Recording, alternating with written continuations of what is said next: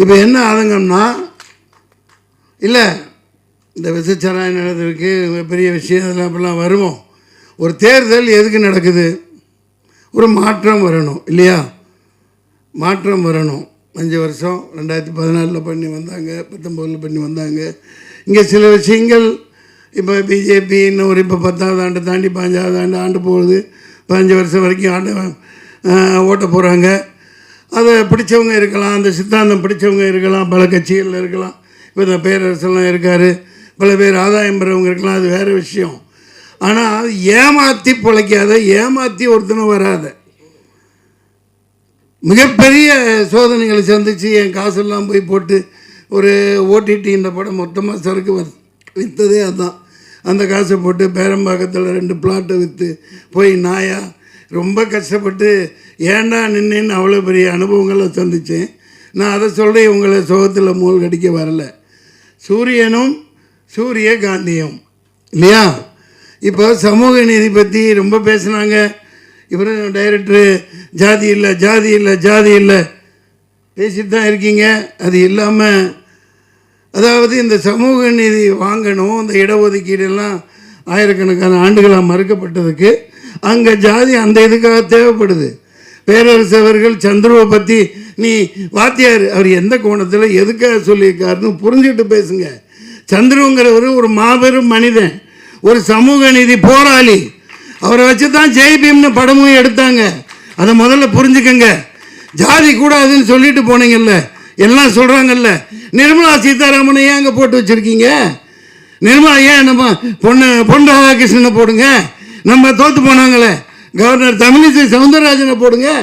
எந்த ஜாதிகாரங்களே அங்கே உட்காந்துட்டு இருக்கீங்க? ஒரு ஓட்டு வாங்காமல், ஒரு மக்களை சந்திக்காமல், மக்களை முட்டாளாக்கிட்டு, மக்களை எல்லாம் அடிமாடாக நடத்திக்கிட்டு அங்கே ஜெய்சங்கர்னு ஒருத்தனை உட்கார வச்சிங்களே. எந்த தேர்தல்னு கேட்டால் காங்கிரஸ் தின்னுச்சு, நானும் திங்கிறேம்பாங்க. நான் எது ஒன்று வெளிப்படையாக தான் சொல்லுவேன். நடப்பு வேறு, அது வேறு.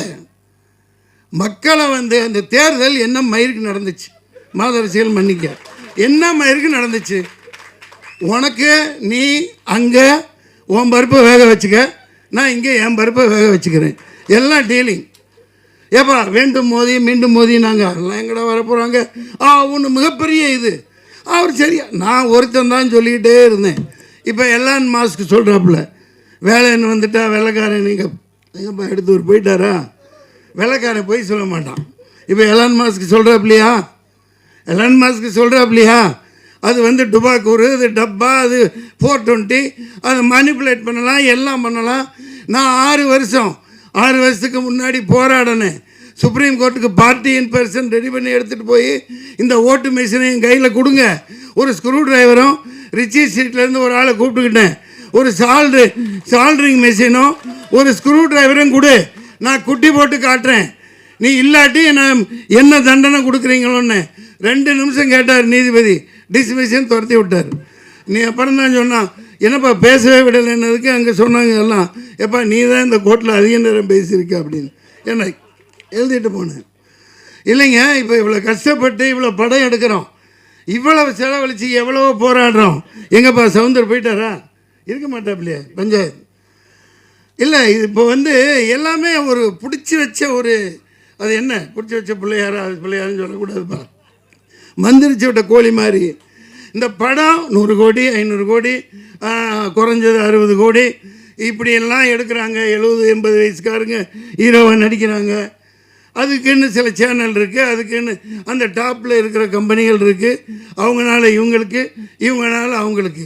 ஆனால் மக்கள் காசெல்லாம் எல்லாம் கவலைகரம் பண்ணி அரோகரா. பாவம் ரஜினி சாருக்கு இப்போ எனக்கு ஒன்றும் இதெல்லாம் இல்லை, அவர் இல்லாமல் பேச முடியாது. 70-80 வயசில் அவருக்கு பாருங்கள் ஹீரோயினி கிடைக்கிறது எவ்வளோ கஷ்டம் பாருங்க, ரொம்ப கஷ்டம். ஏன்னா இன்னொருத்தன் பொண்டாட்டியாக இருக்கணும், தப்பாக இல்லை, ஒரு நடிகையாக சொல்கிறேன். அது யாருப்பா? ஐஸ்வர்யா ராய். அவங்களுக்கும் வயசாகிடுச்சு, அதுவும் கொஞ்சம் கல்டு தட்டிடுச்சு. இப்போ ரொம்ப கஷ்டப்படுறாங்க ப்ரொடியூசர்லாம். அவங்கள நடிக்கவும் வச்சாகணும், இங்கே இவங்களும் நடிக்கணும். நான் ஏன் சொல்கிறேன்னா, இந்த மாதிரி படங்கள்லாம் நாசமாக போகுது, பார்க்குறதுக்கு ஆள் இல்லை. மக்கள் காசை வச்சுக்கிட்டு எப்படா வரும், தலைவர் படம் வரும், ஒன்றும் உட்கார்றது இல்லை, பில்டப் பண்ணுறாங்க. எல்லாமே பில்டப்பு. பில்டப்லேயே சினிமா போயிட்டுருக்கு. இப்படியே போயிட்டு இருந்தா எப்படி? இப்போ கவுன்சிலர்லேருந்து இவன் எங்கேப்பா இவர் போயிட்டார், அவரும் போயிட்டாரா, நம்ம எல்லாம் ஓடி போயிடுவாங்க, நிற்கவே மாட்டாங்க. நம்ம இப்போ இவருப்பா அதான்ப்பா கிழக்கு வாசல் டைரக்டருங்கப்பா உதயகுமார் சார், அவரும் போயிடுவார். அதாவது ஒரு லிங்க் உள்ளவங்க திராவிடம் அது இது என்னென்னமோ பேசுகிறீங்க, அதெல்லாம் சமூக நீதி எங்கே இருக்குது? முதல்ல பெரியாரை சொல்கிறீங்க, அவர் அளவுக்கு ஒரு எண்ணத்தை சொல்கிறது. இப்போ ஆண்டுகிட்டு இருக்க கட்சி பெரியார் அண்ணா சொல்லு, அங்கங்கே கட்டடம் கட்டுறாங்க, 40% கமிஷனை வாங்கிக்கிறாங்க, செலவு வைக்கிறாங்க, என்னென்னமோ கட்டுறாங்க. பெரியார் சொல்கிறபடி அவரோட கூற்றுப்படி நீங்கள் வாழ்கிறீங்களா? அவர் எவ்வளோ எளிமையாக இருந்தார், தண்ணி கொஞ்சம் கொடுப்பான். பெரியார் எவ்வளோ எளிமையாக வாழ்ந்தார், அந்த மாதிரி நீங்கள் வாழ்கிறீங்களா? 10 லட்சம் கோடி 20 லட்சம் கோடி சொத்தை சேர்த்துக்கிட்டு அந்த அண்டர்ஸ்டாண்டிங் தான். இப்போது தேர்தல் இது முளமாரித்தனம் பண்ணுறான், அந்த மிஷின் நடக்காது. அழகாக 100 270 குத்தி வச்சுட்டு கேட்பாங்க சில பேர் முட்டாள்தனமாக, வேணும் குடிக்கலப்பா நான் இன்னும் ஆமாப்பா எப்படிப்பா இது அது எப்படி இங்கெல்லாம் இவங்கெல்லாம் எப்படி ஜெயிச்சாங்கோ, நீங்களும் அப்படித்தான், அந்த மாதிரி கேட்பாங்க. அவன் என்ன அவ்வளோ முட்டாளா? 10 வருஷம் ஆனிட்டு 11வது வரை உட்காருவேன், சரியாக அங்கங்கே எங்கெங்கே குத்தி வைக்கணுமோ, ராம்பூர் இந்தப்பூர் என்ன 270 இதில் என்னென்ன பண்ணி வைக்கணுமோ. விளையாட்டு இல்லை, 6.5 லட்சம் மெஷின் ரிப்பேராக போயிருக்கு, அதான் ரிப்பேர் பண்ணியிருக்கான். இது எங்கேயாவது நீங்கள் போட்டிங்களா? நீங்கள் பதில் சொல்லுங்கள். 6.5 லட்சம் எப்பா நீ ஆர்டர் கொடுத்து வாங்குறீங்கள, ஒரு மெஷின் ரிப்பேர் ஆனால் பரவாயில்ல, 6.5 லட்சம் மெஷின் எப்படி ரிப்பேர் ஆகும்? எப்படி ரிப்பேர் ஆகும்? திறந்து பிரித்து அது என்னென்னமோ வைக்கணுமோ வச்சு ரிமோட்டெல்லாம் எல்லாம் பண்ணி, இந்த பைத்திய ஆரம்பத்துலேருந்து சண்டை போட்டு தாங்க இருக்குது. அந்த நந்தினின்னு ஒரு பொண்ணு எவ்வளவோ அப்பா கூட சண்டை போடுது. ஒருத்தர் இல்லை, லட்சக்கணக்கான வக்கீல் போகிறான்னாங்க, என்னான்னு தெரில. நீ ஆடிட்டு போ நல்லபடியா. அதில் 50 வருஷம் ஆண்டாப்பில் துக்ளக் ஆண்டான், முகமது பின் துக்ளக் 50 வருஷம் 49 முக்கால் வருஷம் அவுரங்கசீப் பண்ணுறாரு. அதுக்கு அந்த காலகட்டம் வேறு. ஆனால் மக்கள் அமைதியாக வாழ்ந்தாங்க, எல்லாம் சந்தோஷமாக வச்சுருந்தாங்க. எல்லாம் நாசம் பண்ணிக்கிட்டு ஜிஎஸ்டி லொட்டு ஒஸ்கே பணச்சொல்லாமல் மக்களை கொலை பண்ணி வாட்டி வதைச்சி இப்போவும் ஆஸ்பத்திரியெல்லாம் கெடுத்து வச்சுட்டாங்க கொரோனான்னு சொல்லிட்டு. பிரச்சனையில் பேசணுமா இல்லையா? குழந்தை பிறகுற எல்லா இடம் சிட்டியில் நீங்கள் பாருங்கள், கொரோனாக்கு அப்புறம் எல்லா ஆஸ்பத்திரியுமே எனக்கு பேசுவாங்க. ஆனால் சிசேரியன் இல்லாமல் 100க்கு 99% சிசேரியன் வைக்கிறான். அவங்களுக்கு தேவை காசு. அதுக்கப்புறம் கொண்டு இன்குபேட்டரில் வைக்கிறது, அங்கே வைக்கிறது, நிமோனியா, ஜாண்டிஸு. இது கொஞ்சம் வருஷத்துக்கு முன்னாடியெல்லாம் அப்படி இல்லையே. எங்கள் யாராவது எல்லாம் ஆஸ்பத்திரியில் பிறந்த மாதிரிங்கெல்லாம் யாராவது செவிலித்தாய் வரும், போட்டு 10 ரூபா வாங்கிட்டு போயிருக்கோம் அந்த காலத்தில். அப்புறம் 100 ரூபா வாங்கிட்டு போவாங்க. குடல் சுற்றிக்கிச்சு கழுத்தில். எத்தனை குழந்தைகளுக்கிட்டா குடல் சுத்தம்? சார் அநியாயம் பண்ணுறாங்க கொரோனாக்கு. ஏன் நான் அதுக்கு இந்த பிரதமர் மோடியோட ஒரு பேச்சை கேளுங்க. என்ன சொன்னார்? இது பூஸ்டர் ஊசி போடு, அதுக்கப்புறம் ஹார்லிக்ஸ் ஊசி போடு, அதுக்கப்புறம் என்னப்பா இருக்குது அது ஊசி. கடைசியில் பார்த்தா ஒப்பந்தம் என்னென்ன 5,000 கோடி 10,000 கோடி எவ்வளோ இந்த தேர்தல் பத்திர டொனேஷனுக்கு அந்த கம்பெனிக்காரன் கொடுத்துருக்கான். அப்போ மக்கள் எல்லாம் ஆட்டு மந்தைகளை விட நாயோட கேவலமாக தானே நடத்துகிறீங்க. எத்தனை பேர் உயிர் போச்சு. இப்போ விசச்சாராயன் 100 பேர் செத்துட்டான். சரி, இது தெரியுது. இந்த நாட்டில் இவன் விற்கிற சரக்கு விசச்சாராயத்தை விட மோசமானது. அவன் 2 வருஷம் கழிச்சு சாவான். இன்றைக்கி பேசிகிட்டு இருக்க நேரத்தில் 100-200 பேர் தமிழ்நாட்டில் செத்துருப்பான். அது தெரியாது. ஏன்னா குடிச்சு தான் செத்தான், போயிட்டாப்புல இல்லையா? மது ஒழிக்கணும், ஒழிச்சே ஆகணும். நீ தென்னை மரம் வளரு, பண்ணை மரம் வளரு, அதில் நீ அது என்னப்பா கல் ஆரோக்கியமானமாவை, பணம் பாலெல்லாம் கிடையாது, கல். இப்போ ஷாம்பைன் 15,000 16,000 ரூபாய்க்கெலாம் பாட்டில் விற்கிறாங்க. அது என்ன? கல்லோட பதப்படுத்தப்பட்ட கல் தான் அது ஷாம்பைன். நீ தமிழ்நாட்டில் இந்த மாதிரி குவாலிட்டியாக கொடுன்னு தான் சொல்கிறேன். மது டோட்டலாக இந்த டாஸ்மாக் இழுத்து மூடு, இந்த சரக்கோடு சேர்த்து அதையும் இழுத்து மூடு. பேசித்தான் ஆகணும். இது ஜாதி பேசுகிறீங்க இல்லை, இங்கே வாங்க முன்னாடி. சில பேர் இப்போ பேர் சொன்னால் ஜாதியை ஒழிக்கணும். எதுக்கு? சமூக நீதி இன்னும் கிடைக்கலையே. கட்சியில் சமூக நீதி இல்லை, எல்லாத்துக்கும் தரமாட்டேங்கிறீங்க. நான் போய்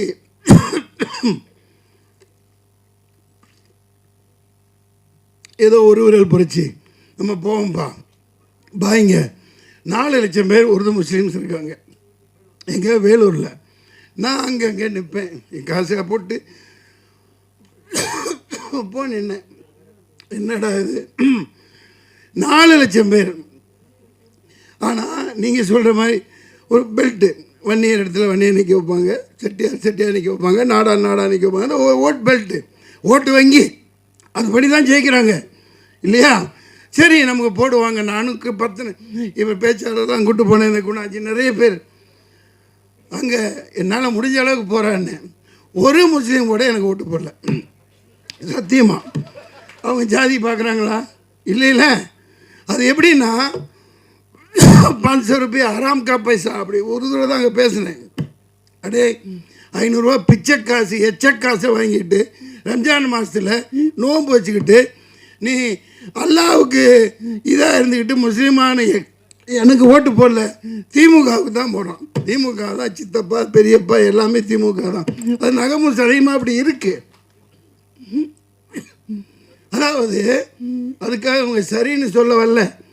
இவ்வளவு கல் நடக்குது பாருங்கள்.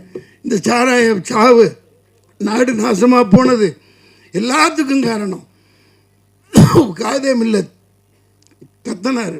அண்ணாவுக்கு தான் அவர் ஆதரவு கொடுத்தார். 42 எம்எல்ஏ ஜெயிக்க வச்சாங்க 1967 இல்லையா? அண்ணா இறக்குறாரு, அன்னை கருணாநிதி வர்றாரு, மதுவிலக்க தூக்குறாரு, கதறாரு. படித்து ஹிஸ்ட்ரியில் படிக்கிறதும் எல்லாத்துக்கும் தெரியும். காதே மில்லத் கதறாரு, போய் எப்பா தூக்காத, காமராஜரையும் கூட்டிகிட்டு போகிறாரு, வீட்டுக்கு போகிறார், கதறாரு. 5-6 சமூகம் வீணாக போயிடும். நீ மதுவிலக்கு தூக்காத, இது ரொம்ப ரொம்ப தப்பு, மதுவிலக்கு இருக்கணும். முடியாது. அவர் ரத்தங்கக்கி செத்து போனார் காரணம் திமுக. டெல்லி வரைக்கும் போனார், போராடுறாரு, எதிர்த்து கூட்டம் போடுறாரு. இவங்க எதிர்த்து கூட்டம் போடுறாங்க. அன்னைக்கு ஆரம்பித்து இன்னைக்கு வரைக்கும் இந்த மதுவை வச்சு சரக்காய வைக்கிறான், அங்கே நிற்கிறான், இங்கே நாறுது. இந்த விசச்சாராயத்தோட மோசமானது ஒளி, டாஸ்மாக ஒளி தூக்கி போடு. வேலைக்கு ஆளே இல்லை சார். இவனுமே தமிழ் இந்த சாராயம் குடி செத்துட்டானா எல்லா கடையிலையும் இந்திக்காரன் தான் இருக்கும். அவனு கூட அடிக்கிறான், பான்பராக அடிக்க. சாராயத்தை விடுங்க, சூரியனும் சூரியகாந்தியும் கேட்க நல்லா தான் இருக்குது. சூரியகாந்தி விதை எல்லா மருந்தும் சாப்பிடலாம், எல்லாத்துக்கும் பயன். அது இருக்கட்டும்பா. தொண்டை கட்டிடுச்சு. அந்த படத்தில் வாங்க கொடுத்தார், தண்ணி கொடுக்குறாரு. பேசிட்டு இருந்தால் பேசணுமே. இந்த ஒரு கதாநாயகி தங்கச்சி பார்ப்பேன், நீ இவங்களே காட்டுறாங்களே ஒரு நாட்டுக்கட்டை ஒன்று அடிச்சு, அதுங்க அவங்களுக்கான எங்கப்பா இப்படிலாம் ஏமாற்றக்கூடாது. இதெல்லாம் சும்மா ஒரு நாட்டுக்கட்ட ஒரு நல்ல ஹீரோயினி காமிச்சாங்கல்ல கண்ணில், அந்த ஹீரோயினி எங்கே? துபாய். இதெல்லாம் நியாயமே இல்லை.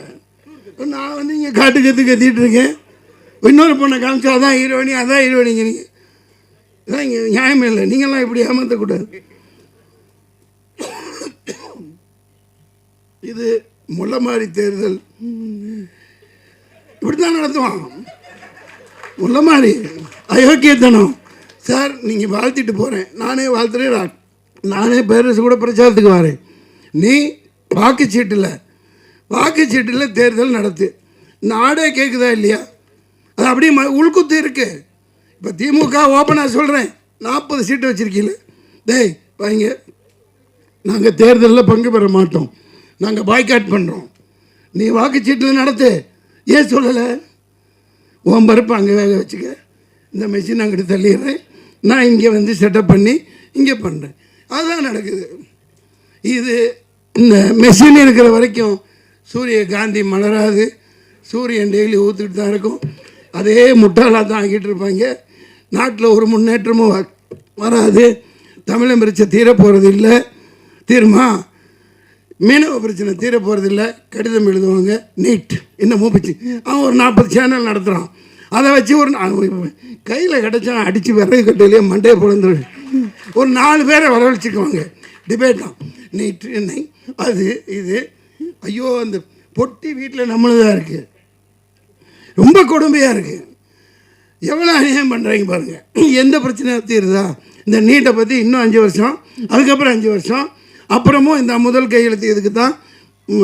எனக்கு வாயில் ஏதோ வருது. இது ஏமாற்றிட்டு தான் இருப்பாங்க. இன்றைக்கி நான் மீனவனை கைது பண்ணுறான். காவேரி தண்ணி வர போகிறதில்ல, முல்லை பெரியார் வர போகிறதில்ல, பாலாறில் தண்ணி வர போகிறதில்ல. இவனு இந்த சாராயத்தை விற்று பொழைச்சி இதே நாட்டை நாசமாக்கி குடிமக்கள் எல்லாம் நாசமாக்கிட்டாங்க. இதுக்கு ஒரே தீர்வு உண்மையான சமூக நீதி வரணும். இந்த பொய் திராவிடம் ஒழிக்கப்படணும். இந்த சூரியகாந்தியும் இந்த மாதிரி படம் எடுக்கிறவங்கள நான் ஏன் இப்போ பாராட்டுறை சொல்கிறோம்னா, அதுக்கான கட்டமைப்பு யாரும் செய்ய மாட்டேங்கிறீங்க. இப்போ செந்தில்நாதன் அப்படி ஒரு இயக்குனர் ஒரு நாளைக்கு 11 படம் பண்ணுவார். நான் ஒரே நாள் 4 காட்சி கொடுத்து நடித்தது அவரால் தான். 2 படம் அவரது இருக்கும். சரத்குமார் சார் ஒன்று, இன்னொரு புது பையனோட ஒன்று, தங்கமான தங்கச்சி. இங்கிட்டு ஆமாம், ஆவதும் பெண்ணாலே அழிப்பதும் பெண்ணாலே என்ன ஹீரோவை நடிக்க வச்சிங்க. ஆனால் அந்த அருண் பாண்டியன் விடவே இல்லை. என்ன ரொம்ப கஷ்டம், ரொம்ப கஷ்டம். கிட்டவே நெருங்க விடலை. நான் என்ன தான் பண்ண முடியும்? அப்புறம் ஒன்றும் பண்ண விடல, எல்லாமே அவரே பண்ணிக்கிட்டார். இல்லை டான்ஸ் ஒன்று எப்படின்னா பயங்கரமான திறமைசாலிங்க. ராசி அழகப்பண்ணி ஒரு கமலஹாசன் குணா எடுத்தாங்க அந்த காலத்தில், அப்படி இப்படின்னாங்க. ஆனால் காலத்துக்கும் அழியாமல் அது பேசப்பட்டுக்கிட்டே இருக்குது.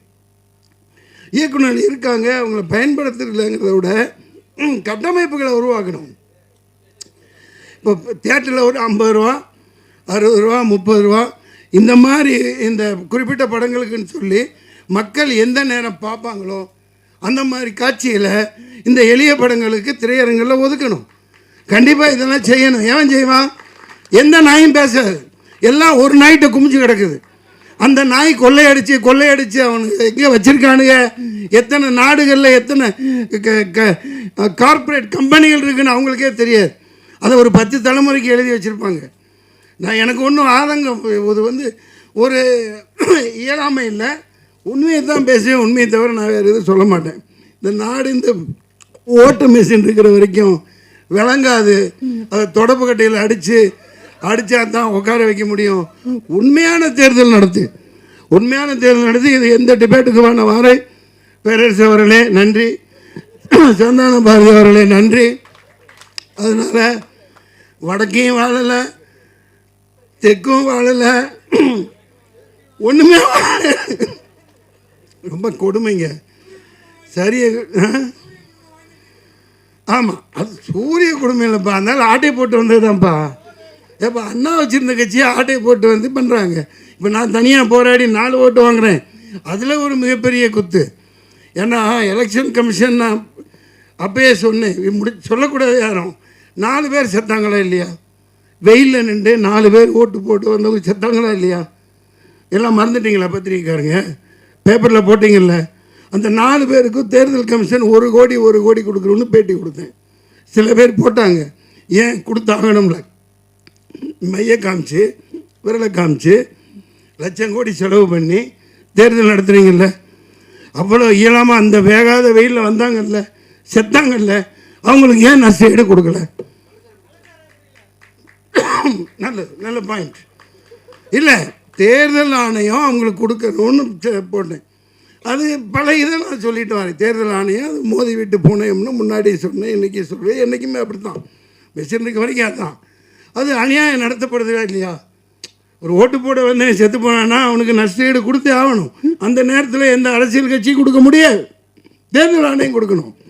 ஏன் இவ்வளோ லட்சம் கோடி பண்ணுறீங்கல்ல, கூப்பிட்றீங்கல்ல, விளம்பரம் வைக்கிறீங்கல்ல, இப்போ கொடுத்தா என்ன மோசம் போகுது? நான் அந்த மிகப்பெரிய இந்த வேலூரில் அது முன்னாடி அந்த அனுபவம் இருந்துச்சு. முகவர்கள் வைக்கல, என்கிட்ட காசு இல்லை, இந்த ஏஜென்ட்டுகள்லாம் வைக்கல. அவ்வளோதான். அவங்க இன்ஃப்ளூயன்ஸ் பண்ணி அவங்க காக்கா கூட்ட மாதிரி 400 பேர் 500 ரூபா உட்கார வச்சுட்டு ஓட்டு அங்கே எம்எஸ்சி 40 இதை திறந்தால் 50 அப்போலாம் இந்தா நீ அதை எடுத்துக்கோ இதை எடுத்துக்கோன்னு இன்ஃப்ளூயன்ஸ் பண்ணிடுவாங்க. அது பேசி இப்போ பிரயோஜனம் இல்லை. ஆனால் நியாயம் தர்மம் என்றைக்கு ஜெயிக்கணும், உண்மையான ஒரு ஜனநாயகம் மலரணும், அதுதான் என்னோடய ஆசை. இந்த சந்தான பாரதி சார் நடிச்சிருக்காங்க. இந்த படம்னு இல்லைங்க, நிறைய படம். நீங்கள் டெய்லி விழா நடக்கணும், நல்ல திறமையானவர்கள். ராஜாங்க நீங்களே நடிச்சுக்கிட்டே இருந்தால் எப்படி? நீங்களும் இந்த பாட்டில் நடிச்சிருக்கீங்கல்ல, சரி சரி, நல்ல திறமையானவர். நிறைய திறமைசாலிகள் இப்போ கேரளாவில் இருக்க மாதிரி இங்கே வரமாட்டேங்குது. வந்தால் பயன்படுத்துக்கான கட்டமைப்புகளை உருவாக்கணும். 500 ரூபா கொடுத்து இப்போ தேட்டருக்கு போனால் 2000, 4000, 5000 ரூபாய் அது ஒரு குடும்பத்துக்கு குறைஞ்சபட்சம். இந்த மாதிரி சின்ன படங்களுக்காக, சின்ன படங்கள்னு பிரிக்கிறது இல்லை, ஆட்டோமேட்டிக்காக அதை பார்த்தா தெரிஞ்சிடும், ஓகேப்பா. அந்த மாதிரி பண்ணி தர மாட்டேங்கிறாங்க. பெரிய எந்த பணக்காரனுக்கு உதவ மாட்டான். இப்போ வேட்பாளர்கள் நின்று ஆளுகளை எடுத்து பார்த்துக்குங்க. ஜெயிச்சு வந்தவன் எல்லாம் கோடீஸ்வரன், பரம கோடீஸ்வரன் தான் ஜெயிச்சு வந்திருக்கான். ஆந்திராவிலேருந்து பல இடத்துல பல லட்சக்கணக்கான கோடிகளை சொத்தாக வச்சுருக்கவன். அவன் எப்படி ஏழைக்கு உதவுவான்? அவன் எப்படி உதவுவான்? கட்டமைப்பு இல்லை. ப்ரொடியூசர் கவுன்சில், நடிகர் சங்கம், இதெல்லாம் ஒரு இந்த பெப்சி, அவங்க தொழிலாளர்களுக்கு சம்பளம் வாங்குகிற அதே நோக்கில் படம் ஓடுறதுக்கும் அவங்க உதவணும். இதில் குரல் கொடுக்கணும், செய்யணும். அது செஞ்சால் குறைஞ்சபட்சம் ஒரு என்டர்டெயின்மெண்ட்டுப்பா. பொங்கல் அது இது, பொங்கல் இதாக விழாவாக அந்த ஒரு குறிப்பிட்ட ஹீரோ சாரையாக போய் கொடுத்துறான். அவன் போட்டு அவன் அள்ளிட்டு அவருக்கு ஓடிச்சு இவருக்கு ஓடிச்சுங்கிறான். அவன் யாருக்கு ஓடல, மக்களோட பணத்தை சுரண்டுறாங்க. சாராயத்தில் சுரண்டுற மாதிரி சினிமாவில் சுரண்டுறாங்க. இந்த மாதிரி படங்களை ஓடனா அப்படி சுரண்ட முடியாது. எல்லாரும் வரணும், எல்லாத்துக்கும் எல்லாமும் கிடைக்கணும். நன்றி, வணக்கம். ஒவ்வொரு பட பூஜையிலையும் அந்த படம் வெற்றியடைய வேண்டும், அந்த பட இயக்குனர் வெற்றியடைய வேண்டும், அந்த பட குடிசிற்கு லாபம் வர வேண்டும் என்று அத்தனை படங்களுக்கும் மனப்பூர்வமாக சாமியை வேண்டி பூஜை பெறுவர். இன்னைக்கு அவர் பையன் இந்த படத்தில் ஒரு கதாநாயகனா நடிச்சிருக்கிறார். அப்போ அவரோட இத்தனை இயக்குநர்களை வாழ்த்தணும், இத்தனை ஹீரோக்களை வாழ்த்தணும், இத்தனை கதாநாயகிகளை வாழ்த்தணும். இன்னைக்கு நம்ம பையனை வாழ்த்துறதுக்கு ஆள் வர வேண்டும் என்று அந்த எண்ணம், அந்த எண்ணத்துக்கு தான் இத்தனை கூட்டம், இத்தனை ஒரு விஐபிகள்.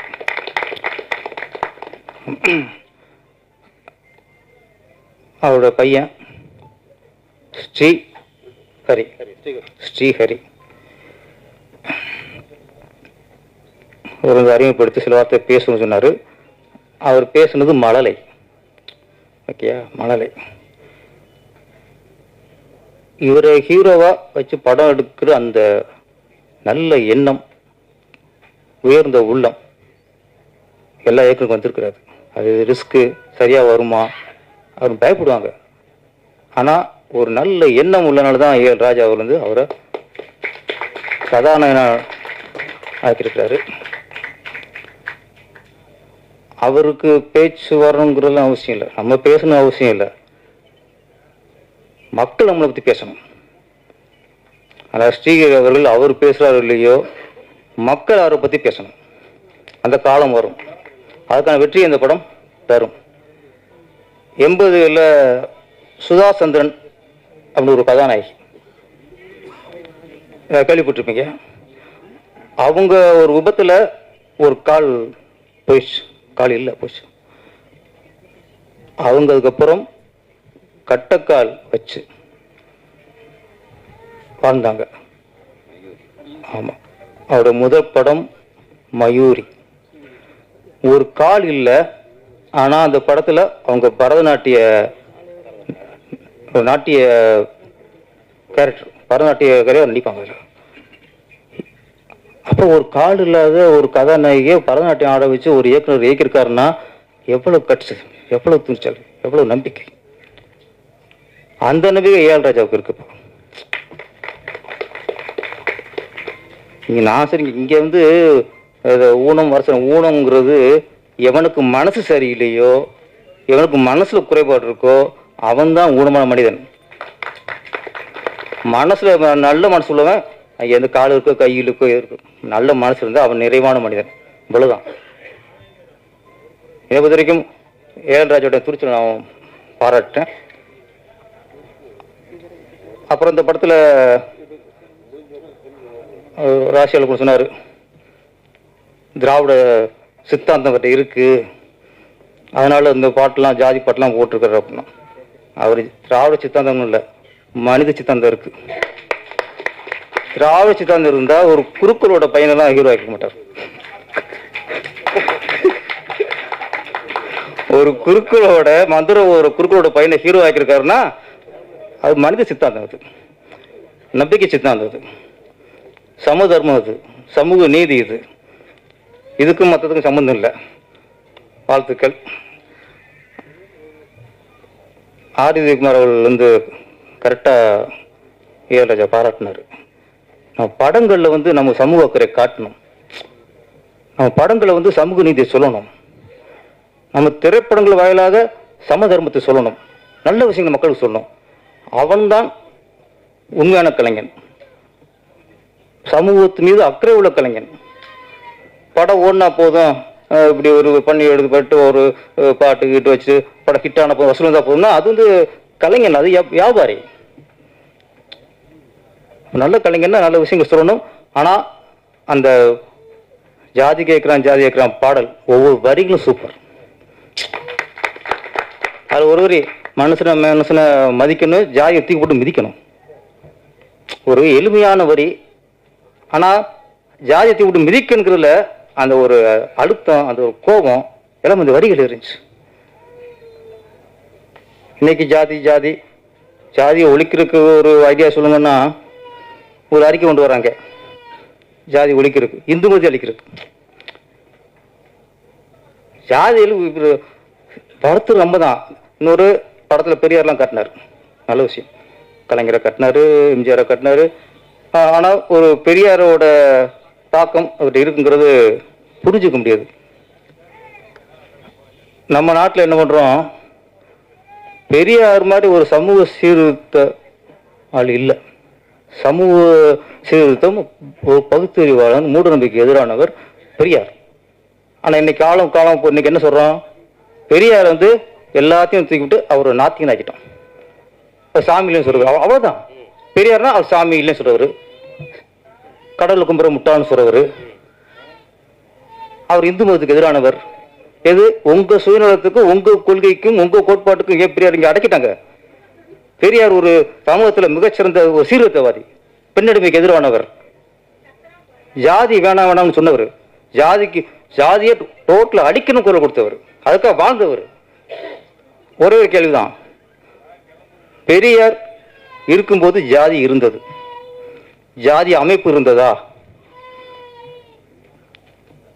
பெரியார் இருக்கும்போது ஜாதி இருந்தது, ஜாதி சங்கம் இருந்ததா? பெரியார் இருக்கும்போது ஜாதி இருந்தது, ஜாதி கட்சி இருந்ததா? பெரியார் இருக்கும்போது ஜாதி இருந்தது, ஜாதிக்கு ஒரு தலைவன் இருந்தானா? அப்ப பெரியார் ஜாதியை ஒழிச்சிட்டாரு சொல்லிட்டு நீங்க ஜாதி வளர்த்துட்டிய. ஜாதி அமைப்பு ஒரு பக்கம், ஜாதி சங்கம் ஒரு பக்கம், ஜாதி கட்சி ஒரு பக்கம், ஒரு ஜாதிக்கு ஒரு தலைவர் ஒரு பக்கம். ஜாதி இல்லைன்னு சொன்ன பெரியார ஒவ்வொரு ஜாதிக்காரனும் தான் அரசியல் லாபத்துக்காக போஸ்ட்ல போட்டாலே அது பெரியார் பண்ற துரோகம். தயவு செய்து பெரியார உங்க ஜாதிக்கு உங்க கோட்பாடுக்கு அடக்காதீங்க. அவர் பறந்து விரிந்த பகுத்தறிவாளன், அவர் நாத்திகன். பெரியார் சாமி இல்லை. அவர் மூட நம்பிக்கைக்கு எதிரான இருக்காரு தவிர அவர் பக்திக்கு எதிரானவர் அல்ல. மூட நம்பிக்கை வேற, பக்தி வேற. மூட நம்பிக்கையில நம்ம மாட்டுக்கலாம், சாமி மாற்ற முடியாது, சாமி அழிக்க முடியாது. நம்ம பழக்க வழக்கங்கள், நம்ம வழிபாட்டு முறைகள்ல சரி இன்னைக்கு இருக்கு, இன்னைக்கு ஒத்துக்கிறோம். இன்னைக்கு சில வழிபாடுகள் மூட நம்பிக்கைகள் இருக்கு, அதைத்தான் ஒழிக்கணும் தவிர ஜாதியெல்லாம். மேடையில் அமர்ந்திருக்கும் அனைவருக்கும் வணக்கம். பத்திரிகை நண்பர்கள், ஊடக நண்பர்கள், இணையதள நண்பர்கள், PRO கோவிந்தராஜ் சார் அனைவருக்கும் வணக்கம். மேடையில் பேசி கைத்தட்டல் வாங்குற அளவுக்கு பெரிய பேச்சாளர்லாம் தயவு செஞ்சு நீங்களாம் கை தட்டிடுங்க. நன்றி. இந்த படம் மிகப்பெரிய வெற்றியடையும். இயக்குனரும் நடிகரும் தயாரிப்பாளருமான AL ராஜா சார் அவர்களுக்கு என் மனமார்ந்த வாழ்த்துக்கள். சார் கூலிங் கிளாஸ்லாம் போட்டு கலக்கலாக இருக்கார், கை கொடுங்க சார். மிஸ்கின் சார் மாதிரி நீங்களும் பெரிய அளவில் வரணும், வாழ்த்துக்கள். அப்புறம் படத்தில் கதாநாயகனாக நடித்தவர் ஸ்ரீஹரி, அவரை பார்க்கும்போது பருத்தி வீரன் படத்தில் கார்த்திக் சாரை பார்க்குற மாதிரியே இருக்குது. ஏலே ஏலேலே அப்படி ஆள் இப்போ நல்லா செகப்பாக இருப்பார். ஆனால் அந்த சாங்கு ஃபைட்டெல்லாம் பார்க்கும்போது அதே மாதிரி நல்லா தாடியெல்லாம் வளர்த்துட்டு நல்லா அவருக்கு என் மனமார்ந்த வாழ்த்துக்கள். மங்களநாதன் குருக்கள் ஐயா இங்கே இருக்கீங்களா? வெளில நீங்கள் இப்போ எதுக்கு வெளியிலே நின்றுட்டுருக்காருன்னு இருக்காரா? வாழ்த்துக்கள் வாழ்த்துக்கள். இவர் மந்திரம் தான் ஓதுவார்னு பார்த்தேன், இதில் வேஷ்டியை மடித்து கட்டிட்டு மாணிக் பாஷா மாதிரி அப்படி இருக்கிறீங்க. வாழ்த்துக்கள் வாழ்த்துக்கள். ஏன்னா ஐயா தான் எல்லா சினிமா பூஜையிலையும் மந்திரத்தை போட்டு வாழ்த்துக்களோடு ஆரம்பிக்கிறாரு. நீங்கள் எல்லாரையும் வாழ்த்துறீங்க, உங்களை வாழ்த்துறதுக்காக எல்லாருமே வந்திருக்காங்க. நன்றி நன்றி. அப்புறம் இந்த படம் மிகப்பெரிய வெற்றி அடையும். இந்த படம்னு சொல்கிறேன் இல்லையா, இப்போ உங்களுக்கே டவுட்டாக இருக்கும் இது எந்த படமாக இருக்கும் அப்படின்னு. ஏன்னா உங்களுக்கே ஒரு சின்ன ஒரு போட்டி ஒன்று வைக்கிறேன். அந்த போட்டியில் யார் ஜெயிக்கிறீங்களோ அது என்னன்றதை அப்புறம் சொல்கிறேன். இந்த படத்தோட பேர்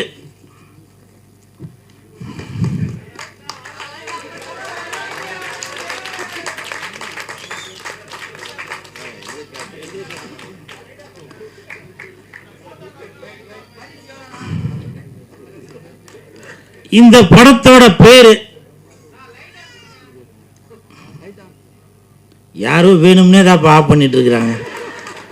ஏண்டா டேய், நான் கூட்டிக்கின்னு வந்த ஆளுங்க கைத்தட்டல கொஞ்சமாக தட்டுங்கனாக்க நீங்கள் அதிகமாக தட்டி அவங்களுக்கு சுகர் ஏறி போய் ப்ரெஷர் ஏறி போய் சுவிட்சே ஆஃப் பண்ணிட்டாங்க போல. இந்த படம் இது என்ன படம் அப்படின்றத நீங்கள் கமெண்ட்டில் யார் கரெக்டாக சொல்கிறீங்களோ அவங்களுக்கு பரிசு உண்டு. அது என்ன பரிசுன்றதை சொல்கிறேன். இப்போ ஒரு எக்ஸாம்பிள் சொல்கிறேன். மு.க. ஸ்டாலின் ஐயா அவருக்கும் இந்த படத்தோட பேருக்கும் சம்பந்தம் உண்டு. நடிகர் சிவகுமார் சாரோட பையன், அவரோட பேருக்கும் இந்த படத்துக்கும் சம்பந்தம் உண்டு. சுதந்திரம் வாங்கி தந்த தாத்தா அவர்களுக்கும் இந்த படத்தோட பேருக்கும் சம்பந்தம் உண்டு. யார் கரெக்டாக சொல்கிறீங்களோ அவர்களுக்கு இப்போ ஒரு எக்ஸாம்பிள் பார்த்துட்டிங்கனாக்கா, இந்த படத்தோட பேர் கரெக்டாக சொன்னீங்கன்னாக்கா, கோயம்புத்தூரில் நம்ம ஆர்வி உதயகுமார் சார் உங்களுக்கு ஃப்ரீயாக டிக்கெட் எடுத்து தருவார்.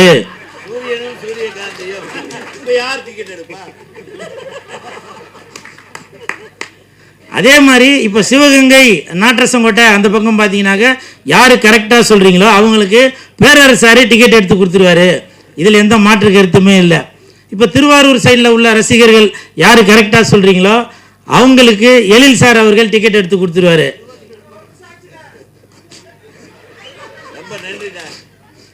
அதே மாதிரி எல்லா ஊர்லேயும் சொல்கிறீங்களா, சென்னைக்கு இல்லையா அப்படின்னு கேட்கலாம். சென்னையில் கண்டிப்பாக ஒருத்தர் டிக்கெட் எடுத்து தருவார். அது யாருன்னா யாரு இல்லை, மன்சூர் அலிகான் அண்ணன். மன்சூர் அலிகான் அண்ணன் அவர்கள் இந்த படத்தை யார் கரெக்டான பேர் சொல்கிறீங்களோ அவங்களுக்கு இங்கே சென்னையில் உள்ளவங்களுக்கு டிக்கெட் எடுத்து தருவார். ஏண்டா நீ இவ்வளோ பேசுகிற, நீ என்ன பண்ணுவ அப்படின்னு நீங்கள் கேட்கலாம். நீங்கள் படம் பார்க்கும்போது உங்கள் கூட சேர்ந்து நான் படம் பார்ப்பேன், என் கூட சேர்ந்து இங்கே இருக்கிறவங்க 350 பேர் படம் பார்ப்பாங்க, நல்லா கை தட்டுவாங்க, உங்களை ரசிப்பாங்க. சரிங்களா? அப்புறம் இந்த நேரத்தில் ஒரு விஷயத்த சொல்கிறேன். ஆர்வி உதயகுமார் சார் அவர்கள் சொன்னாங்க, நான் இருக்கிற இடம் கலகலப்பாக இருக்குது அப்படின்னு. ரொம்ப நன்றி சார். பெரியவங்களாம் வாழ்த்துறது எனக்கு இன்னமும் அடுத்தடுத்து இன்னும் எதனா ஒன்று பண்ணணும், சாதிக்கணும் அப்படின்றது தோணுது. உங்களுடைய வாழ்த்துக்களுக்கு மிக்க நன்றி சார். இவ்வளோ பெரிய மேடையில் இவ்வளோ பெரியவங்க, இவ்வளோ ப்ரெஸ் மீடியா பீப்புளுக்கு முன்னாடி இவ்வளோ பெரிய வாழ்த்து கிடச்சி எனக்கு ரொம்ப சந்தோஷம் சார். மிக்க நன்றி. இந்த படம் மிகப்பெரிய வெற்றி அடையும். இதை காட்டிடாதீங்கப்பா, நீங்களே போட்டு கொடுத்துருவீங்க. இதை போகட்டும். நன்றி நன்றி நன்றி. வெந்து தணிந்தது காடு. இந்த படத்துக்கு வணக்கத்தை போடு.